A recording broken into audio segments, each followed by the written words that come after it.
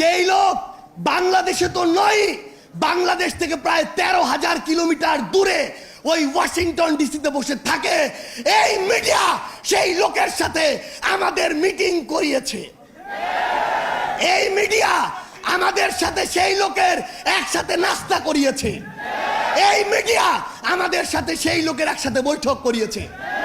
আমরা দেখি 3 বার breaking breaking breaking দিয়ে ওই চ্যানেল 1, এই চ্যানেল 1 থেকে প্রথম এই প্রোপাগান্ডা পুরা বাংলাদেশকে, পুরা পৃথিবীকে গেলানো হয়েছে।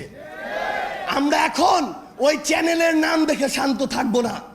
আমরা দেখবো ওই চ্যানেলের মালিককে। আমরা দেখেছি ওই চ্যানেল 1-এর মালিক হচ্ছে গিয়াসউদ্দিন আল মামুন। আমরা দেখবো ওই গিয়াসউদ্দিন আল মামুনরা কার ছত্রছায়ায় এত বড় প্রোপাগান্ডা করার সাহস পায়। আমাদেরকে মিডিয়া কর্মীরা এটা পর্যন্ত বলেছে, ভাই আমরা কনফার্ম উনি দেশে নেই, কিন্তু উপরের চাপ আছে, আমাদেরকে ব্রেকিং দিতে হয়েছে।